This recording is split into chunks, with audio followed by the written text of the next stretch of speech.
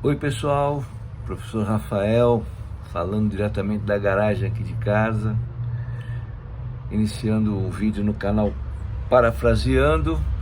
O nome do vídeo é Redação para Desesperados. Exatamente. Se você tem que fazer uma prova esse fim de semana e tem que fazer uma redação e não está seguro do que fazer, esse vídeo é para você, porque ele contém dicas e orientações simples e objetivas de como fazer uma redação do tipo que cai no Enem, no Enseja, nos vestibulares, uma redação que te dê uma nota decente, né? Não temos a pretensão de fazer uma redação nota 1000, mas a gente quer fazer uma redação que te faça tirar uma nota boa, né? É isso que a gente quer. Nesse primeiro vídeo, eu vou ensinar para vocês como é que você faz o plano da redação. Sim, porque você não deve começar escrevendo sem antes planejar o que você vai escrever. Se você escrever sem pensar, sem planejar, é a receita do fracasso, né? Então hoje a gente vai aprender primeiramente a planejar a nossa redação, para depois no próximo vídeo a gente aprender como escrever essa redação. Tudo bem? Eu escolhi aqui uma redação que fez parte da proposta do Enseja de 2017.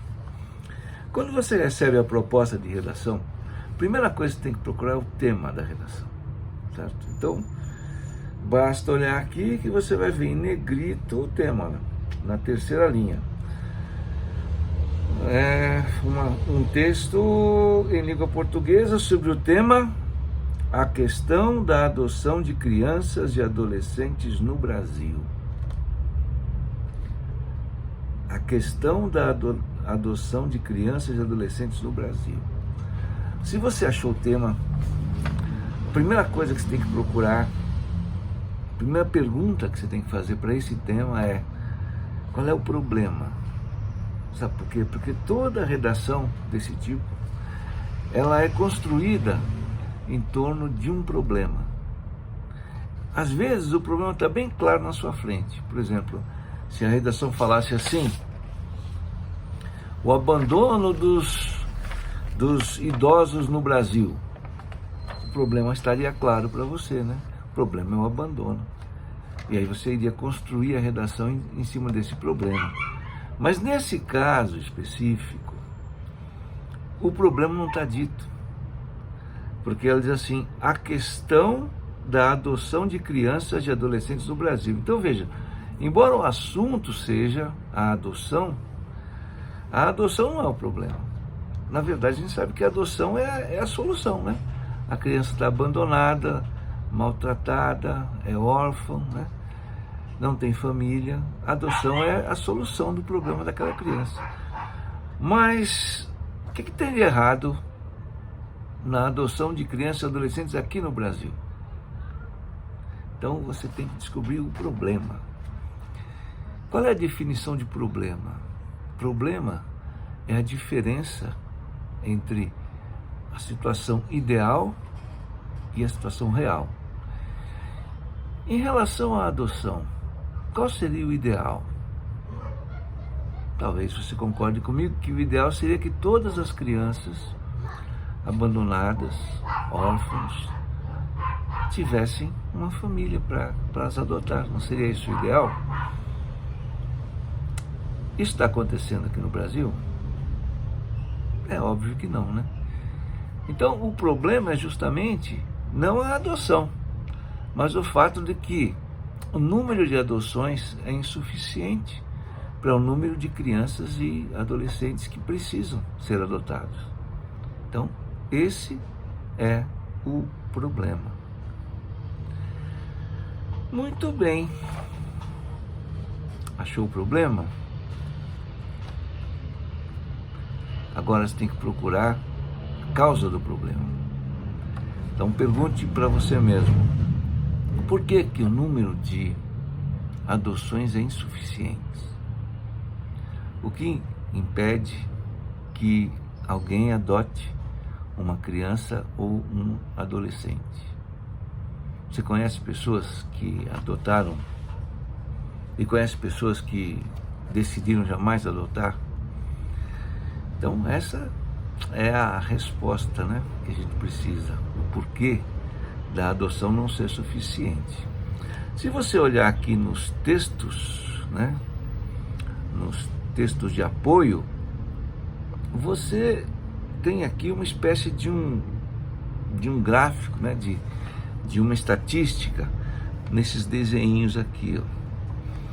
Se você prestar atenção, né, olha, essas informações se referem ao ano 2017. Né?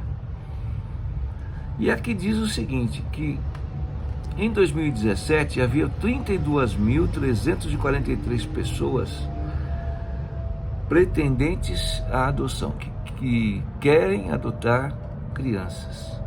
No entanto, apenas 5.604 crianças foram adotadas. Então, por que será que, tendo 32 mil pessoas querendo adotar, apenas 5.600 crianças foram adotadas? Talvez o problema esteja em que as pessoas que querem adotar crianças, eles querem adotar um tipo específico de criança, né? Então elas têm uma certa preferência e também um certo preconceito. Ó, isso fica claro se você olhar os números aqui embaixo. Então veja, dessas 32 mil pessoas, 9 mil só aceitam crianças brancas, certo? Então, se a criança não for branquinha, loirinha, de olho azul, ele não adota. Quer ver um outro dado que chama atenção para isso? Olha lá. Dessas 32 mil pessoas, apenas 13.415 aceitam crianças negras. Quer dizer, 19 mil pessoas não querem saber de crianças negras. É um critério de exclusão, né? E se você for olhar, a maior parte das crianças abandonadas são crianças pobres, né? E são crianças de cor preta, né? Então, está aí uma das razões, né, do baixo número de adoções. O fato de pessoas terem preferências, né, terem preconceitos, não quererem certo tipo de criança, querem apenas outro tipo de criança. Há uma questão também em relação a meninos e meninas, você vê? Aqui do lado diz que 10 mil pessoas preferem meninas e apenas 3 mil preferem meninos. Então, se uma criança for uma criança de cor preta, e se for menino, ela tem muito pouca chance de ser adotada. E eu posso acrescentar uma outra informação que não está aqui, mas o bom senso já diz pra gente, né? Todo mundo quer criança pequenininha, né? Ninguém quer adotar crianças maiores, né? Então, com o passar dos anos, essas crianças que não se encaixam nas preferências vão sobrando. E aí se tornam adolescentes. E aí ficam nos orfanatos, né, até completar 18 anos, ou ficam nas ruas, né? Então, essa seria uma das causas do baixo número de adoções.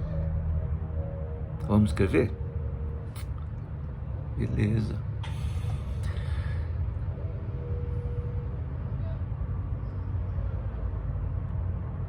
Será que existe uma outra causa? A gente pode pensar em várias outras hipóteses, né? Algumas não estão aqui, né? Mas se você usar o bom senso, né? Você já teve alguma experiência de adoção? Uma das reclamações que as pessoas que querem adotar crianças fazem é a burocracia para fazer uma adoção. São tantas etapas, né? São tantos filtros, né, que a pessoa, para se colocar na condição de adotar uma criança, talvez demore anos. E nesse meio tempo a pessoa desiste. Então, podemos colocar isso aqui como um outro motivo? Uma outra causa? Certamente que sim, né? Então veja, encontramos o problema, adoções que são insuficientes. apontamos duas causas: o preconceito e a preferência por certo tipo de criança em detrimento da maioria dos outros tipos de crianças. E encontramos uma outra causa, que é a excessiva burocracia na adoção aqui no Brasil. E aí, a partir das causas, as soluções, elas são, né, naturais, né? Então, vamos pensar em soluções agora? Quais seriam as soluções possíveis para esses dois problemas? Bom, a questão do preconceito, a questão da pessoa ter preferência, é algo que é difícil da gente resolver, né?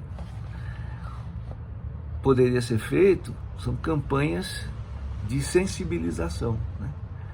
Talvez o Estado pudesse promover campanhas na televisão, no rádio, mostrando a importância da adoção e a importância de uma adoção que não seja limitada por certas preferências, mas a adoção de crianças, para tirá-las dos orfanatos e das ruas e dar a elas o direito a ter uma família. Então, campanhas de sensibilização seriam uma solução possível para o primeiro problema. E para o segundo problema, o problema da burocracia, qual seria a solução? Agilizar os processos, né? O Estado podia reduzir as exigências ou o tempo necessário, ou os trâmites, né? Poderia ter mais pessoas para fazer esse processo, né? Às vezes tem uma pessoa com dezenas, talvez centenas de processos para tocar, ela não consegue. Então, tem mais gente trabalhando nisso, né? Seriam soluções possíveis, né? Vamos escrever isso? Então tá. Temos um modelo, né? Descobrimos qual é o problema, estabelecemos duas causas para o problema e estabelecemos possibilidades de soluções, né?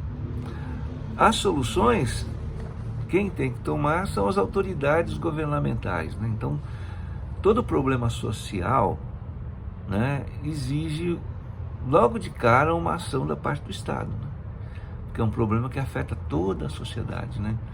As crianças abandonadas não são um problema só para si, são um problema para todos nós, né? Toda criança que está na rua representa um fracasso para todos nós como comunidade, né? Muito bem. E aí, o que você achou? Ficou bom o modelo? Acho que sim, né? Vamos agora, no nosso próximo vídeo, tentar transformar isso em texto. Não deixe de estar aqui no nosso próximo encontro. Se você achou que esse conteúdo tem algum valor para você, dá um like, né? Quem sabe outras pessoas podem assistir e ter aproveito também. Muito obrigado, até a próxima.